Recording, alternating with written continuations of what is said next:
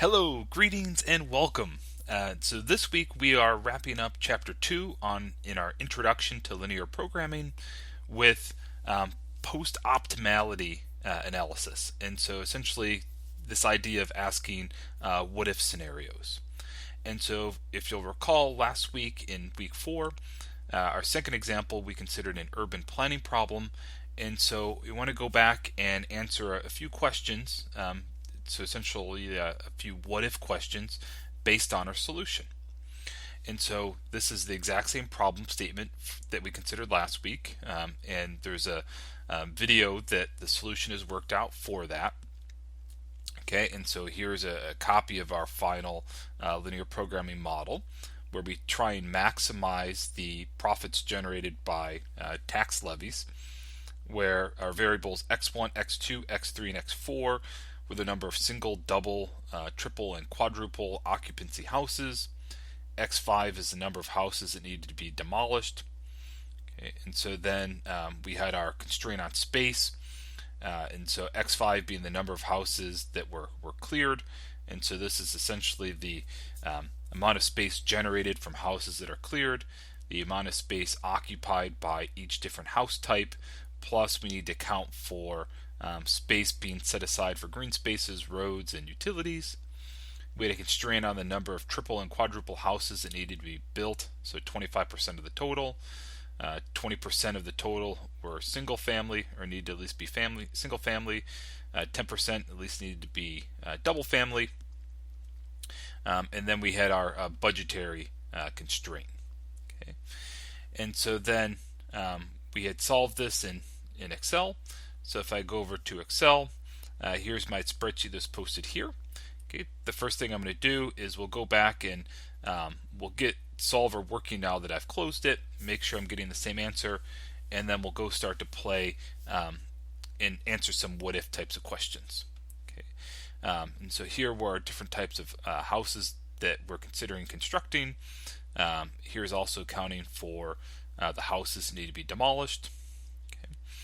So the tax generated from those new constructions, the cost to build our housing types, and then also the cost to demolish an old house, the amount of space generated by demolishing the house, the amount of space occupied by the other, and then here's what we found in terms of the optimal number of houses of each type to build, and then how many to demolish. Okay, so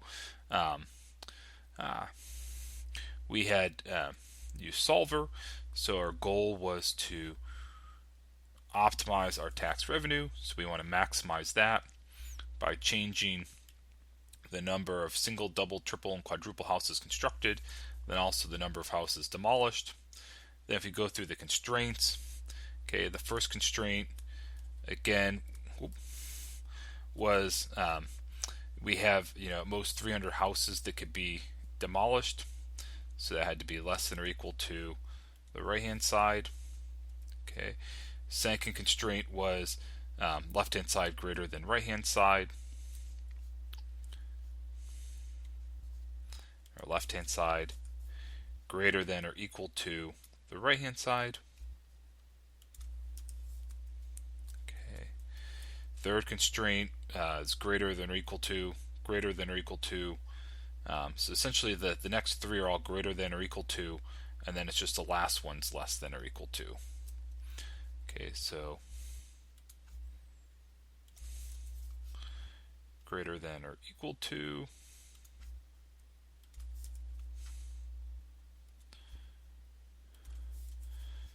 greater than or equal to,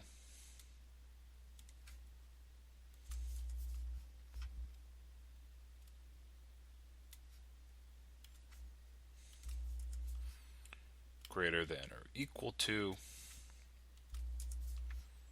and then greater than or less than or equal to. Okay, and so under options, I'll check the box for a non-negativity constraint. Okay, solve, and we get the same answer, right? So great. Okay, and so now we're just going to go through and we're going to ask some what-if questions. Okay, so question 1 says, in our optimal solution, we find that we should build 0 quadruple family homes.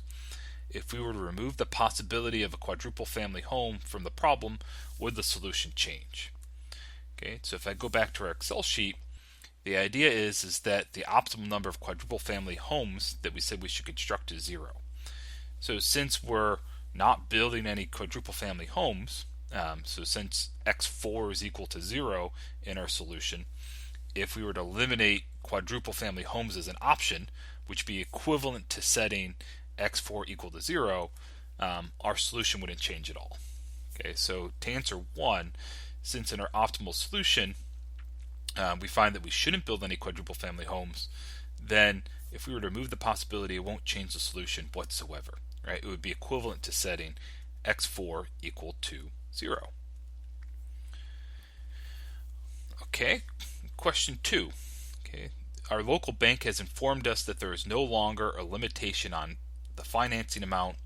How does this affect the construction plan? So the idea is if we were to look at our last constraint, okay, this is the total cost of building all of our houses, and that's in thousands of dollars, plus the cost of demolishing a house has to be less than or equal to that $15 million that the bank told us that they would loan us. Okay, so basically what we're doing here is we're removing a constraint. So if we're removing a constraint, if we're making the problem less restrictive, we would expect one of two scenarios to happen. Right? So scenario 1 would be our optimal solution doesn't change. Scenario 2 would be that if there's no limitation on the amount of money we can borrow, in this less restrictive problem, we could ultimately build more houses or maybe demolish more houses and increase our profit due to taxes. Okay, and so if we were to look at our Excel sheet, for example, right, if we were to eliminate this constraint, okay, so looking already, we haven't demolished all the houses we possibly can, and we haven't built any quadruple houses, right? And so if we could demolish more houses and then build more either single, double, triple, or quadruple houses, that would only increase our tax revenue. Remember, our tax revenue, what we're trying to optimize, isn't dependent on the number of houses demolished. That's a one-time fixed cost. Okay, and as we look at constraint 6, all right, so our 6th constraint, which is this budgetary restriction, is satisfied with an equality. Okay, and so if we remove that, we expect that we'll be able to, I would guess we'll demolish more houses, build more houses in return, and further increase our profit. Okay, so let's give that a try. So I'm going to take our sheet. Okay, I'm going to copy it. Okay, and I'll call this, say, part 1.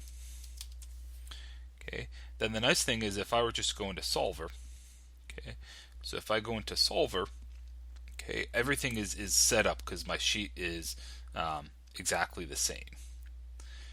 And so what I'm going to do now, though, is I'm going to go back to our last constraint, this budgetary constraint, and I'm going to remove it. I'm going to delete it.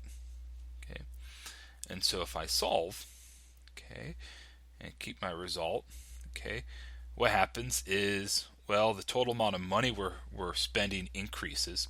So remember, before our budget was 15 million. So now that's increased. So if we could get this in scientific notation, that would be great. But it looks like we're at 20 million. Yeah, we're at 20.4, 20.5 million. So we're at $20.5 million. And so by increasing the amount of money we could spend, what happened is we demolished more houses. Okay, and then by demolishing more houses, we were able to build more. What's interesting is when we restrict this construction cap, okay, we demolish more houses. Now our solution changed where we're not constructing any triples, but now we're constructing 108 quadruples. Okay, so that's cool. So if I compare it to my original solution, right, that's where we had no quadruples. My total profit was some $343,000 or $344,000 in a year due to tax revenue. So the amount of money we're generating in terms of taxes is increasing. So now we're about $427,000 a year. Now we're making quadruples, but we're not making any triples. And we've demolished all possible houses, so we are using as much land or space as possible. Okay. So that's cool. So we find that if we have no budgetary restriction, so if we remove a constraint, the value of our objective in this maximization problem increases. So again, we would expect it to either remain the same or increase. Here it increases, and that makes sense because that constraint was satisfied by an equality. We're infusing, or our budget's increasing, allowing us to demolish more houses so that we can construct more. And our objective function is only based on the number of houses we build and the tax generated from each. So we'd expect that to go up. Okay, cool. So in problem 3 then, okay, question 3 says, going back to the original problem, we find that we should build 0 quadruple family homes. What would the tax levied per quadruple family home need to be increased to in order for the number of built to be greater than 0? Okay, so I'm going to copy my original sheet again. Okay, so if I copy my original sheet, and maybe let's call this part 2. Okay, so the question is if I look at my objective function, okay, it's a sum of the number of units of each housing type built times the tax levied per unit of each housing type. And so in our current solution, we're not building any quadruple family homes.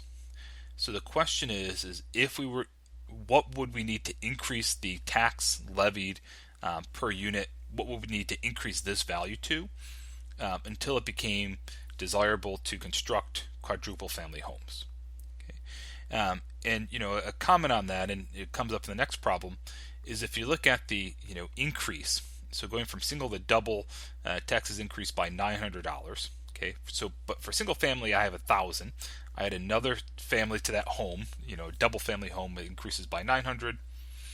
Now it's 800, and then ultimately 700. Right. So, it's kind of the idea of why we would build a quadruple family home, or why it'd be desirable to live in a quadruple family home, is that effective tax rate per family decreases as more families live in that home.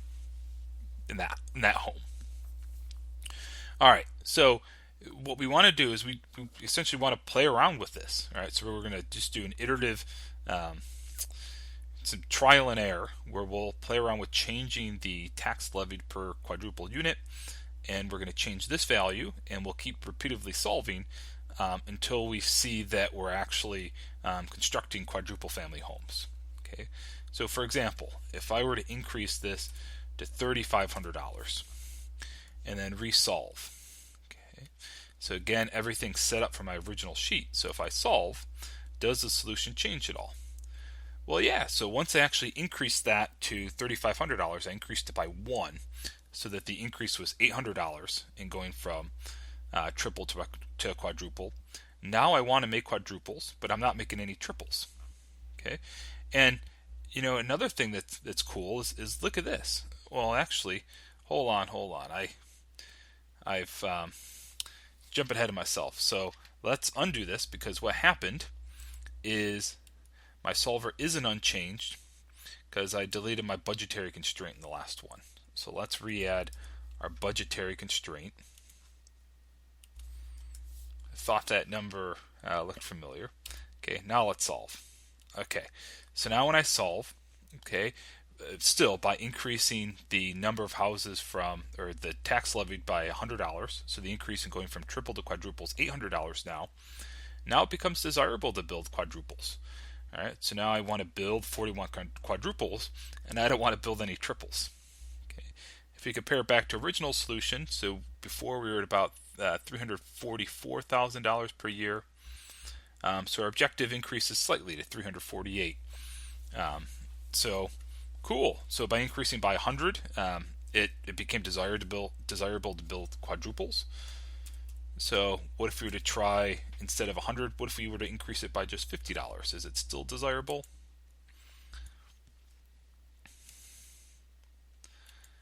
If it's $50, apparently it's still desirable. If we go back and increase by $25,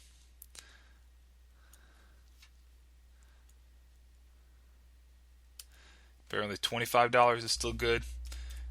But just to make sure I'm not crazy, if we were to go back to the original value of 20 or 3,400,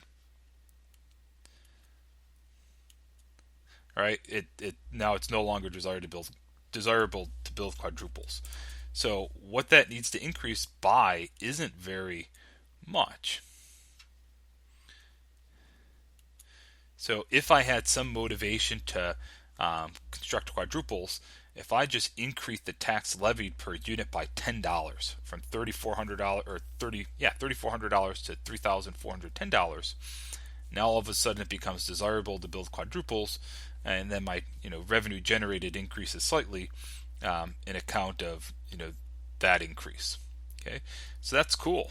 Okay, so if we were even to try $5, okay, $10 was enough.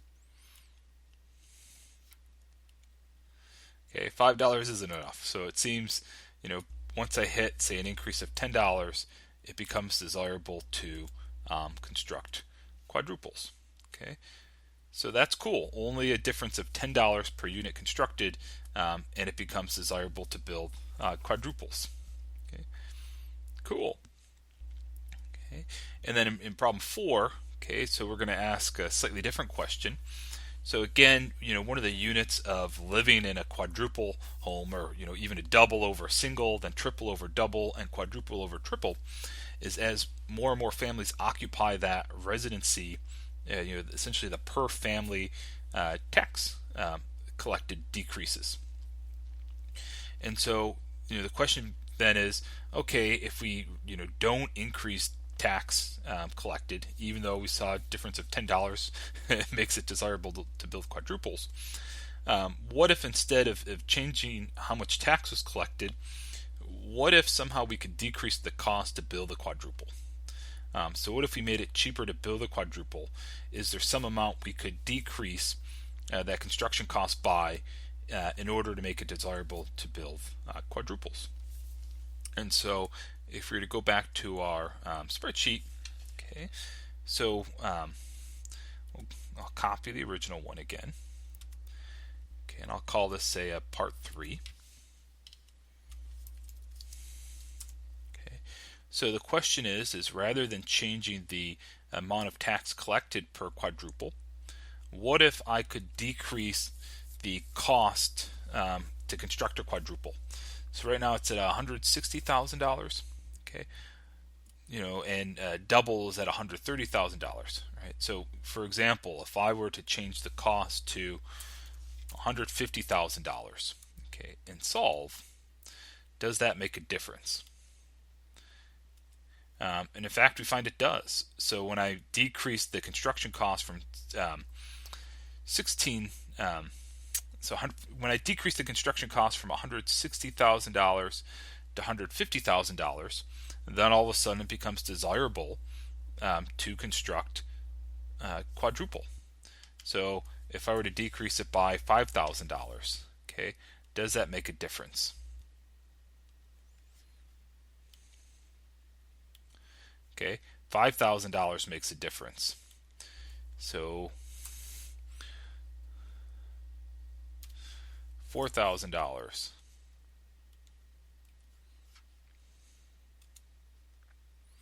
$4,000 still makes a difference. $3,000. Oh, actually, I'm going the wrong way because there's 160 before. So let's do $2,000. $2,000 makes a difference. What if it's $1,000?